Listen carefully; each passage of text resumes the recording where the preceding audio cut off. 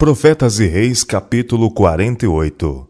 Não por força, nem por violência. Imediatamente após a visão que Zacarias teve de Josué e o anjo, o profeta recebeu uma mensagem referente à obra de Zorobabel. E tornou o anjo que falava comigo, declara Isaías, e me despertou como a um homem que é despertado do seu sono. E me disse, que vês? E eu lhe disse, olho, e eis um castiçal todo de ouro, e um vaso de azeite no cimo, com as suas 7 lâmpadas, e cada lâmpada, posta no cimo, tinha 7 canudos. E por cima dele 2 oliveiras, uma à direita do vaso de azeite, e outra à sua esquerda. E falei e disse ao anjo que falava comigo, dizendo, Senhor meu, que é isto? Então respondeu o anjo que falava comigo e me disse, não sabes tu o que isto é? E eu disse, não, Senhor meu. E respondeu e me falou, dizendo, esta é a palavra do Senhor a Zorobabel, dizendo, não por força, nem por violência, mas pelo meu espírito, diz o Senhor dos Exércitos. Falei mais e disse-lhe, que são as 2 oliveiras à direita do castiçal e à sua esquerda? E falando-lhe outra vez, disse, que são aqueles 2 raminhos de oliveira que estão junto aos 2 tubos de ouro e que vertem de si ouro? Então ele disse, estes são os 2 filhos do óleo que estão diante do Senhor de toda a terra. Zacarias capítulo 4, versos 1 a 6 e versos 11 a 14. Nesta visão, as 2 oliveiras que estão diante de Deus são representadas como vertendo de si o dourado óleo através de tubos para o receptáculo do castiçal. Daqui se alimentam as lâmpadas do santuário, para que possam produzir luz clara e contínua. Assim, dos ungidos que estão na presença de Deus, a plenitude da luz divina do amor e poder é repartida a seu povo, para que este possa com outros repartir luz, gozo e refrigério. Os que assim são enriquecidos devem enriquecer a outros com os tesouros do amor de Deus. Na reconstrução da casa do Senhor, Zorobabel tinha trabalhado em face de múltiplas dificuldades. Desde o início, os adversários tinham debilitado as mãos do povo de Judá e inquietava-os no edificar, e os impediram à força de braço e com violência. Esdras, capítulo 4, versos 4 e 23. Mas o Senhor se interpusera em favor dos construtores, e agora falou por intermédio do seu profeta a Zorobabel, dizendo, quem és tu, ó monte grande? Diante de Zorobabel serás uma campina, porque ele trará a primeira pedra com aclamações, graça a ela. Zacarias capítulo 4, verso 7.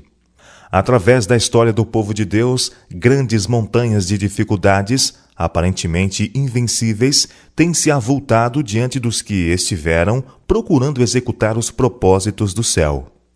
Tais obstáculos são permitidos pelo Senhor como um teste de fé.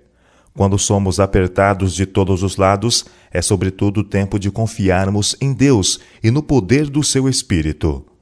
O exercício de uma fé viva significa aumento de força espiritual e desenvolvimento de firme confiança. É assim que a alma se torna um poder conquistador. Ante os reclamos da fé, os obstáculos postos por Satanás no caminho do cristão desaparecerão, pois os poderes do céu virão em seu auxílio. Nada vos será impossível. São Mateus capítulo 17, verso 20. O caminho do mundo tem seu início com pompa e ostentação. O caminho de Deus deve tornar o dia das coisas pequenas o começo do glorioso triunfo da verdade e da justiça. Algumas vezes, ele disciplina seus obreiros, levando-os a desapontamentos e aparente fracasso. É seu propósito que eles aprendam a dominar as dificuldades.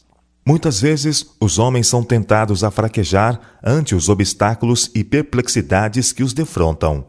Mas, se eles mantiverem o princípio de sua confiança firme até o fim, Deus fará que o caminho se torne claro. O sucesso lhes sobrevirá ao lutarem contra as dificuldades.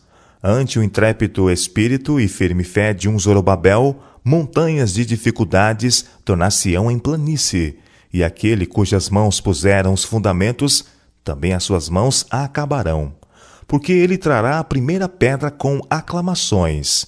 Graça, graça a ela. Zacarias capítulo 4, versos 9 e 7. O poder humano e a humana força não estabeleceram a Igreja de Deus, nem a podem destruir. Não sobre a rocha da força humana, mas sobre Cristo Jesus, a rocha dos séculos, foi fundada a Igreja. E as portas do inferno não prevalecerão contra ela. São Mateus capítulo 16, verso 18. A presença de Deus dá estabilidade à sua causa. Não confieis em príncipes, nem em filhos dos homens, é a palavra a nós dirigida. No sossego e na confiança estaria a vossa força. Isaías capítulo 30, verso 15. A gloriosa obra de Deus, fundada nos eternos princípios do direito, jamais fracassará. Ela prosseguirá de poder em poder, não por força, nem por violência, mas pelo meu espírito, diz o Senhor dos Exércitos. Zacarias capítulo 4, verso 6. A promessa: as mãos de Zorobabel têm fundado esta casa, também as suas mãos a acabarão, foi literalmente cumprida. E os anciãos dos judeus iam edificando e prosperando pela profecia do profeta Ageu e de Zacarias, filho de Ido, e edificaram a casa e a aperfeiçoaram conforme ao mandado do Deus de Israel, e conforme ao mandado de Ciro e Dario, e de Atarxerxes, rei da Pérsia. E acabou-se esta casa no dia 3º do mês de Adar, que era o 6º ano do reinado do rei Dário. Esdras capítulo 6, versos 14 e 15. Pouco tempo depois, o templo restaurado foi dedicado. E os filhos de Israel, os sacerdotes e os levitas, e o resto dos filhos do cativeiro, fizeram a consagração desta casa de Deus com alegria, e celebraram a Páscoa no dia 14 do 1º mês. Esdras, capítulo 6, versos 16, 17 e 19. O segundo templo não igualava o primeiro em magnificência, nem recebeu toque visível da presença divina, como no caso do primeiro templo. Não houve manifestações de poder sobrenatural para assinalar sua dedicação. Nenhuma nuvem de glória foi vista inundar o santuário recém-erigido. Nenhum fogo desceu do céu para consumir o sacrifício sobre seu altar. O Shequiná não mais habitava entre os querubins no Santo dos Santos. A arca, o propiciatório e as tábuas do testemunho não se encontravam ali. Nenhum sinal do céu tornou conhecida ao sacerdote inquiridor a vontade de Jeová. E contudo, este era o edifício a cujo respeito o Senhor tinha declarado pelo profeta Ageu. A glória desta última casa será maior que a da primeira. Farei tremer todas as nações, e virá o desejado de todas as nações, e encherei esta casa de glória, diz o Senhor dos Exércitos. Ageu capítulo 2, versos 9 e 7. Durante séculos, homens eminentes têm procurado mostrar em que particular a promessa de Deus, dada a Ageu, tem sido cumprida. No entanto, no advento de Jesus de Nazaré, o desejado de todas as nações, que por sua presença pessoal santificou o precinto do templo, muitos têm firmemente recusado ver qualquer significado especial. O orgulho e incredulidade têm cegado suas mentes para o verdadeiro significado das palavras do profeta. O segundo templo foi honrado, não com a nuvem da glória de Jeová, mas com a presença daquele em quem habita corporalmente toda a plenitude da divindade, o próprio Deus que se manifestou em carne. Colossenses capítulo 2, versos 9 e 1 Timóteo capítulo 3, verso 16. Na honra da presença pessoal de Cristo durante o seu ministério terrestre, e nisto unicamente, o segundo templo excedeu o primeiro em glória. O desejado de todas as nações viera de fato a seu templo quando o homem de Nazaré ensinou e curou no sagrado recinto.